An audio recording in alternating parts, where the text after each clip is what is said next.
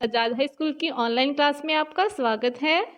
आज हम पढ़ेंगे 5th की साइंस का 11th चैप्टर सेफ्टी फर्स्ट। आज हम सेफ्टी के बारे में पढ़ेंगे कि हम अपने आप को कैसे बचा सकते हैं किन सिचुएशंस में। तो पहले हम करेंगे let questions. We should not play with naphthalene balls और टॉयज। हमें किसके साथ नहीं खेलना चाहिए, तो यहाँ पे आएगा naphthalene balls. Which of these can have the rabies virus. इसमें से किसके किसके पास रेबिस वायरस होता है, डॉग या कॉकरोच। यहाँ पे आएगा डॉग। डॉग के मुंह में रेबिस वायरस होता है, उनके स्लाइवा में। चलिए शुरू करते हैं। Accident happen when people are carelessly or do not practice simple rule for safety. Accidents कब होते हैं, जब लोग लापरवाही बरतते हैं या फिर उन्हें सिंपल सेफ्टी के रूल्स पता नहीं होते। छोटे मोटे जो सिंपल रूल्स होते हैं वो पता ना हो तब तक। सेफ्टी फर्स्ट, पहले हम सेफ्टी के बारे में पढ़ेंगे। Nowadays with the increase in the number of vehicle it is important for us to follow safety rule seriously on the road. जैसे कि आजकल गाड़ियाँ बहुत बढ़ गई हैं, तो बहुत ज़रूरी है कि हमें सेफ्टी रूल्स को सीरियसली फॉलो करना चाहिए जब हम सड़क पर हो।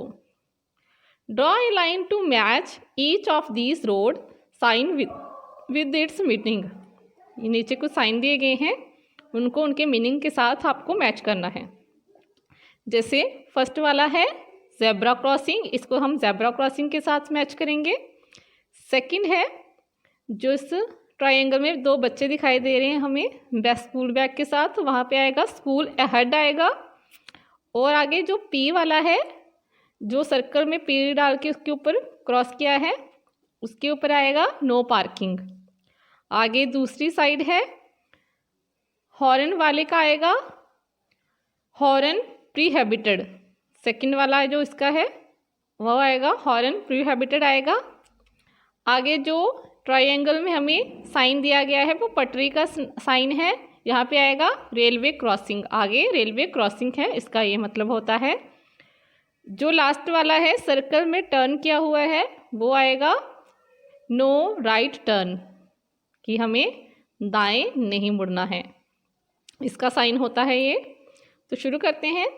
We should also follow safety rules at home. हमें घर में भी सेफ्टी रूल्स फॉलो करने चाहिए। However, sometime accident occur in spite of being careful. Let us study some ways to deal with some emergencies. हमारे जो कभी कभी छोटे मोटे जो एक्सीडेंट्स होते हैं वो भी हो जाते हैं, इसलिए हमें ध्यान रखना चाहिए, केयरफुल रहना चाहिए। और हम पढ़ते हैं, आगे पढ़ेंगे हम कि हम कैसे अपनी कुछ इमरजेंसी में कैसे उनसे डील कर सकते हैं। तो पहले हम पढ़ेंगे फर्स्ट एड। फर्स्ट एड क्या होता है? We have learn that if we follow safety rule we can avoid accident. अगर हमने पढ़ा कि जैसे कि हम अगर सेफ्टी रूल को फॉलो करते हैं तो हम एक्सीडेंट से बच सकते हैं, जो हादसे होते हैं उनसे बच सकते हैं। However, in the event of an accident, one should help the injured person immediately. लेकिन अगर एक्सीडेंट हो भी जाए तो हमें जिसका एक्सीडेंट हुआ है उस इंसान की तुरंत हेल्प करनी चाहिए। The immediate help and treatment given to a victim before she is taken to the hospital is called first aid. जो हम किसी को लग जाने पे उनकी जो हेल्प करते हैं और उनको जो ट्रीटमेंट देते हैं उसको हम फर्स्ट एड बोलते हैं। जब तक कि वो इंसान को हम हॉस्पिटल तक नहीं ले जाते, उसके पहले जो हम उसे ट्रीटमेंट देते हैं उसे हम फर्स्ट एड बोलते हैं। It is important to always have first aid kit ready in our home and school. इसलिए बहुत ज़रूरी है कि हमारे पास फर्स्ट एड किट होनी चाहिए हमारे घरों में और हमारे स्कूल्स में। जैसे कि हमें यहाँ पे दिखाया भी गया है फर्स्ट एड किट कैसी होती है। उसमें एक पट्टी होती है, कॉटन होता है, एंटीसेप्टिक लोशन होते हैं, छोटी मोटी दवाइयाँ होती हैं जो नॉर्मल हम इस्तेमाल कर सकते हैं, और बैंडेज वगैरह होती हैं। ठीक है, तो ये हो गया safe first aid kit. Let us learn about some first aid tips for different types of injury. आगे हम कुछ फर्स्ट एड टिप्स पढ़ेंगे, अलग अलग इंजरीज में कैसे जो फर्स्ट एड टिप्स कौन से होते हैं। कट, स्क्रैच एंड वुंड्स, अगर हमारी कट लग जाए, स्क्रैच हो जाए या फिर वुंड्स मतलब जख्म हो जाए तो हमें क्या करना चाहिए। In case of a person get a cut then the following step should be taken, अगर किसी इंसान को कट लग जाए तो नीचे कुछ स्टेप दिए गए हैं, हमें उनको फॉलो करना चाहिए। Wash the wound थ्रूली with running water, सबसे पहले जो वुंड होता है उसको, जख्म होता है उसको बहते पानी से धोना चाहिए। Apply an antiseptic lotion on the affected area, और उसके ऊपर एंटीसेप्टिक लोशन लगाना चाहिए। In case of a deep cut press the affected area with cotton wool to stop and blood, अगर कट जो गहरा हो तो उसको प्रेस दबा के रखना चाहिए और उसके ऊपर कॉटन या फिर वूल रखना चाहिए ताकि ब्लड आना बंद हो जाए। ठीक है। A tourniquet can be tied around the wound to reduce the blood flow, उसके ऊपर टॉनिके बांध देना चाहिए, जो एक तरह की पट्टी होती है जिसे हम ब्लड कंट्रोल करने के लिए, रोकने के लिए हम बांध देते हैं। ठीक है।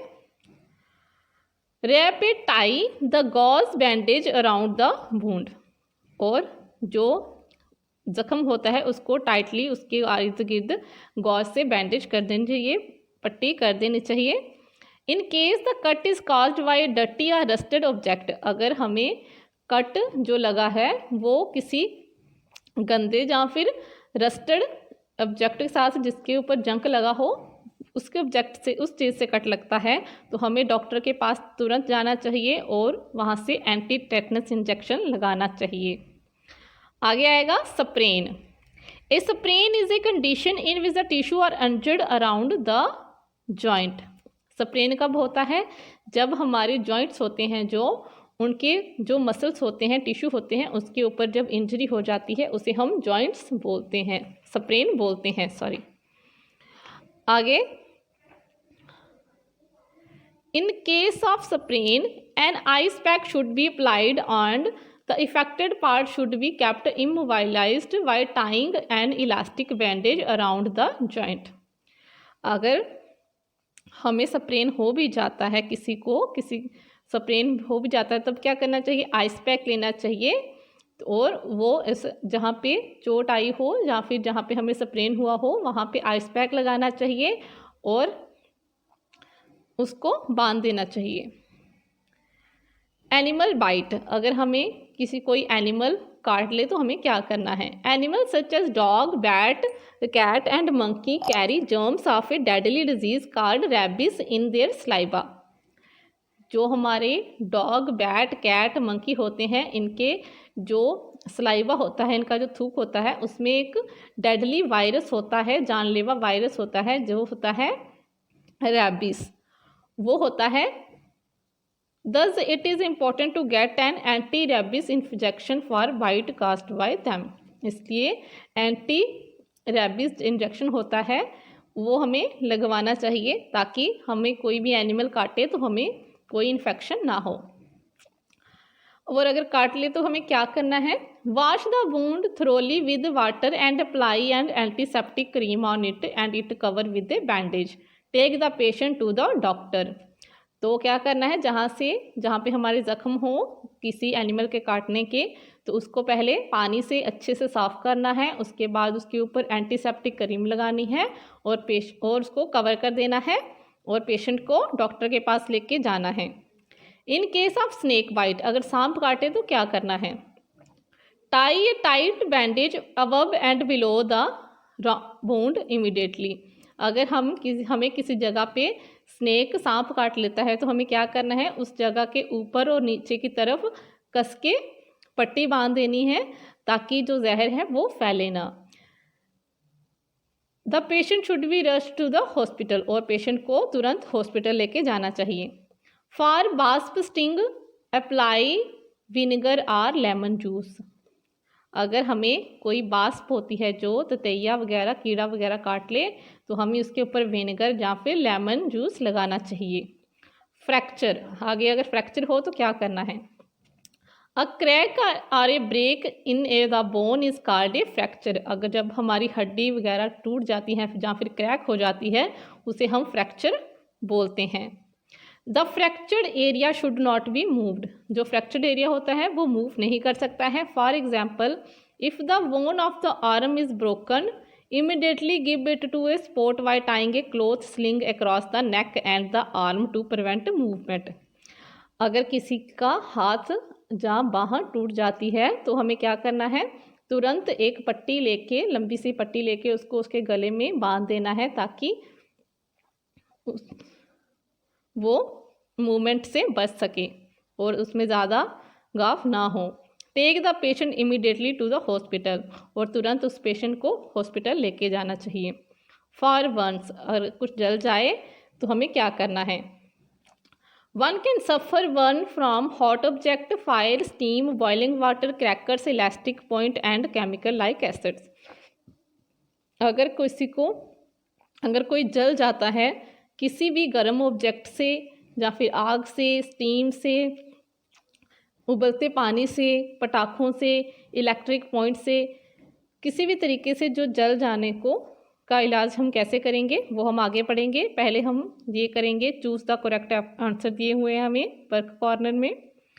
For cut and scratch, clean the affected area with cotton wool soaked in water, oil and antiseptic lotion. तो यहाँ पे आएगा antiseptic lotion. A piece of cardboard or pillow around injured bone can act as splint, tourniquet, sling. तो यहाँ पे आएगा splint. A crack or a break in a bone is called a wound, fracture or sprain. जहाँ पे आएगा fracture. Apply a splint, ice pack, tourniquet to give account support to the broken bone. तो यहाँ पे आएगा splint. आगे हम पढ़ेंगे माइनर बर्न्स। अगर थोड़ा जल जाए तो हमें क्या करना है। तो minor burn are very painful, they we treated at home. जो माइनर बर्न होते हैं वो काफ़ी दर्द भरे होते हैं, काफ़ी दर्द होता है उनमें, लेकिन हम उन्हें घर में ठीक कर सकते हैं। Let running cold water flow over the burned part until the pain subside. सबसे पहले तब तक उसको ठंडे पानी के अंदर रखना है जब तक दर्द ठीक ना हो जाए। Apply an antiseptic lotion on cream to prevent infection. और उसके ऊपर एंटीसेप्टिक क्रीम या लोशन लगाना चाहिए ताकि इन्फेक्शन ना फैले। If N antiseptic lotion is not available, apply A paste of baking soda and water. अगर आपके पास उस वक्त एंटीसेप्टिक लोशन ना हो तो उसको बेकिंग सोडा और पानी को मिक्स करके उसका पेस्ट बना के उसके ऊपर लगाना चाहिए। सीवियर बर्न, अगर ज़्यादा जल जाए तो क्या करना है। Some time the skin gets severely burnt and blister are formed. Never try to prick a blister, an open blister is an open wound, it can catch infection. कभी कभी हमारी स्किन है जो ज़्यादा जल जाती है और उसमें छाले पड़ जाते हैं। हमें उन छालों को प्रिक नहीं करना चाहिए क्योंकि उनके अंदर जख्म होते हैं और उसमें वो इन्फेक्शन को कैच कर सकते हैं, जल्दी कैच करते हैं।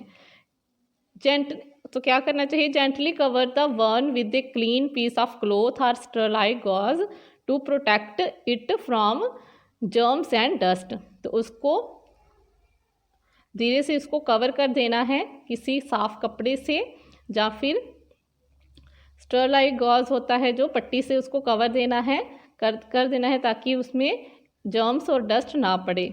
If the victim is in A state of shock, give him a warm drink.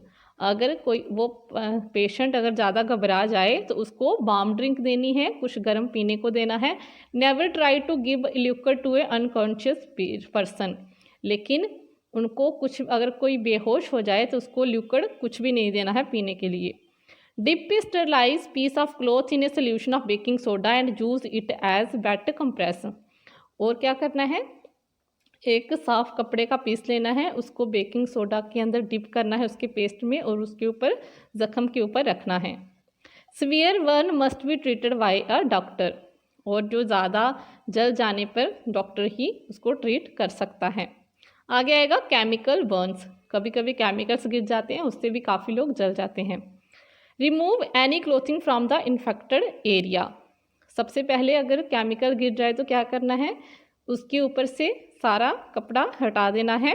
Use plenty of water to wash off the chemical, और का बहुत सारा बहता पानी इस्तेमाल करना है ताकि केमिकल पूरी तरह से निकल जाए, धुल जाए। Cover the wound with sterilized gauze and send for the doctor, और उसको साफ पट्टी के साथ उसको कवर करना है और डॉक्टर के पास उनको भेज देना है। आगे है hazards of fire. Fire is necessary but it can be dangerous too if handled carelessly. Fire accident can happen anywhere. जो जैसे कि आग बहुत ही ज़रूरी होती है, लेकिन ये बहुत ही ख़तरनाक भी होती है अगर हम इसको लापरवाही से उसे हैंडल करें तो, और आग कहीं भी लग सकती है। Some example of fire hazard are as follow. आगे हमें पढ़ाया गया है कि फायर हैजर्ड्स क्या होते हैं। पहले हम फैक्टॉइड पढ़ेंगे। The mosquito repellent spray generally used in our home is high inflammable if spread near a burner. It will immediately catch fire and may even explode. Thus, such substance should be handled with great care near the fire. जैसे कि जो हम mosquito का repellent spray लाते हैं उसमें भी वो भी फ्लेमेबल होता है, और अगर हमें कभी भी जब कभी आग का काम करना होता है तब हमें वो स्प्रे बिल्कुल भी इस्तेमाल नहीं करना चाहिए, क्योंकि वो जल्दी आग पकड़ता है। आगे हम पढ़ेंगे किचन फायर। अगर रसोई में आग कैसे लगती है।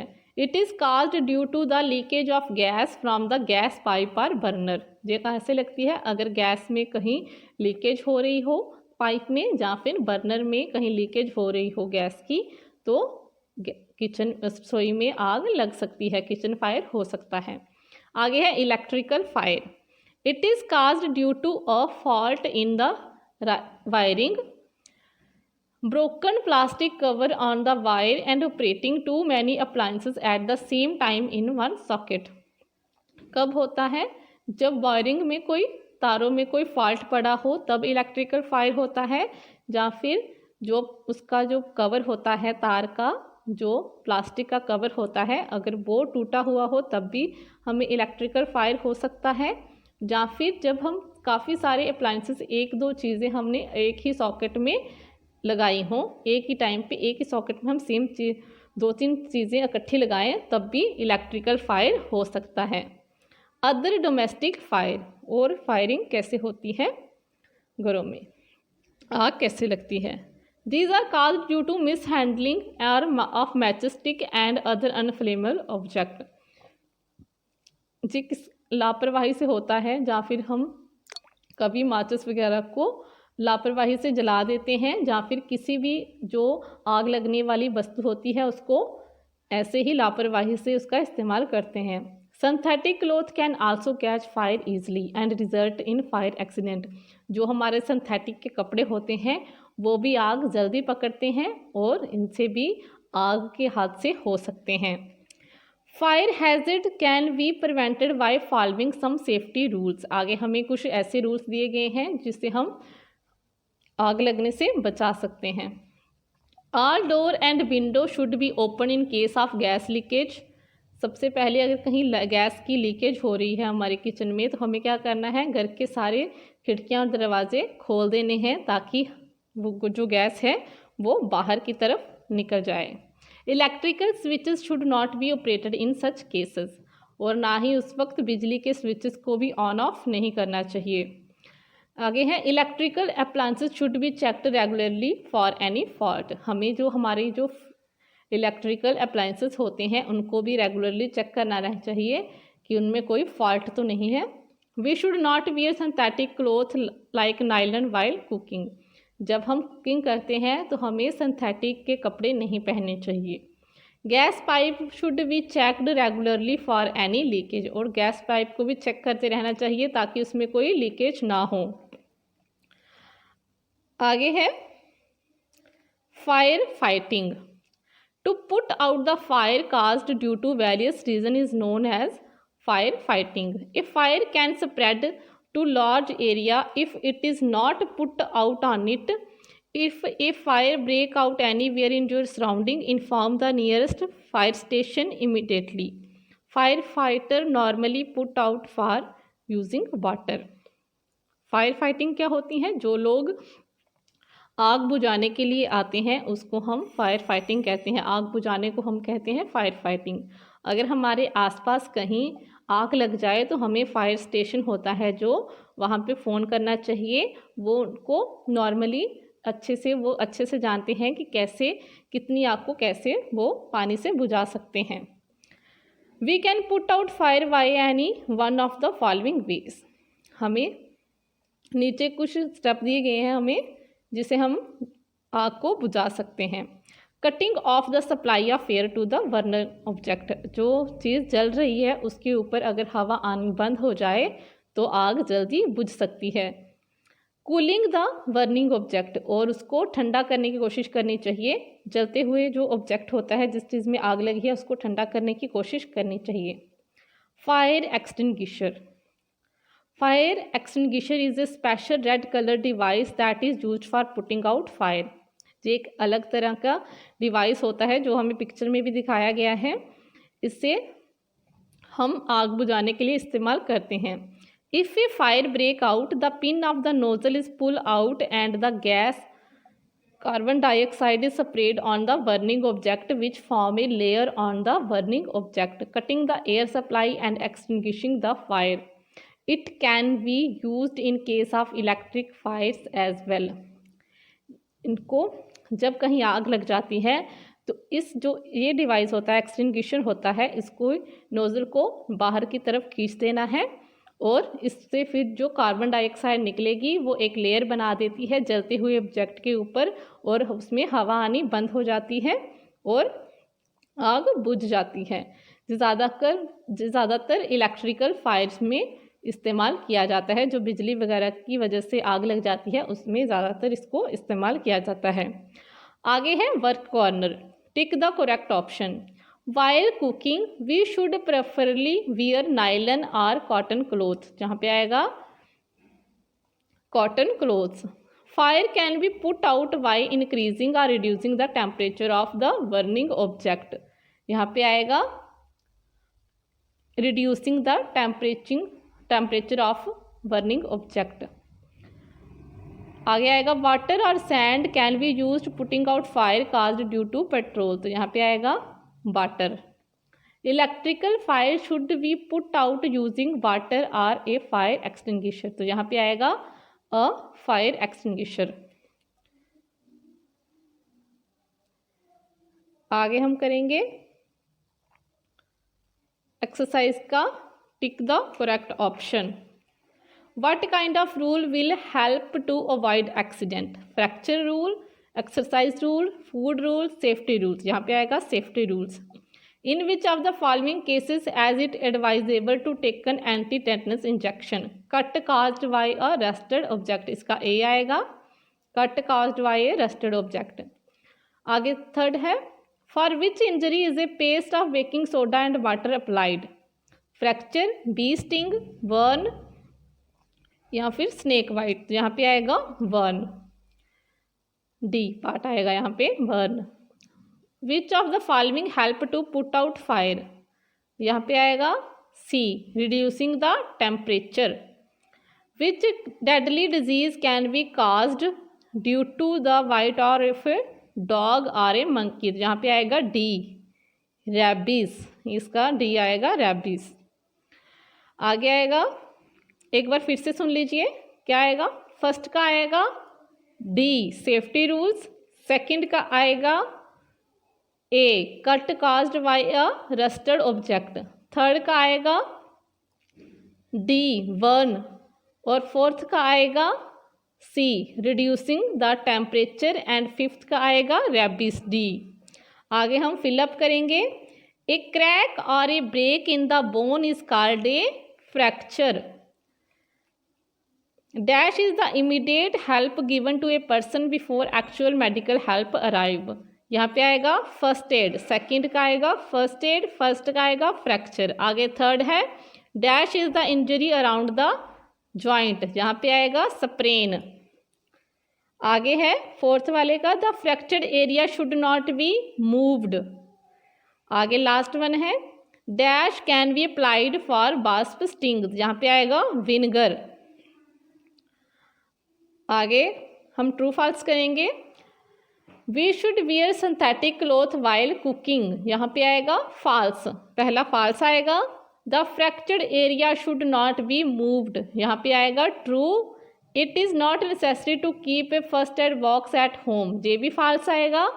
We can put out fire if the air supply is cut, ये भी ट्रू आएगा, फोर्थ ट्रू आएगा। A fire extinguisher can not be use in case of electrical fire, तो ये फॉल्स आएगा। ठीक है, आगे आपको ई और एफ पार्ट के आंसर आपको डिस्क्रिप्शन बॉक्स में मिल जाएंगे। आई होप आज का टॉपिक आपको अच्छे से समझ आया हो। अगर आपको हमारी वीडियो अच्छी लगे तो इसे शेयर और लाइक ज़रूर कीजिएगा। Thank you, have a nice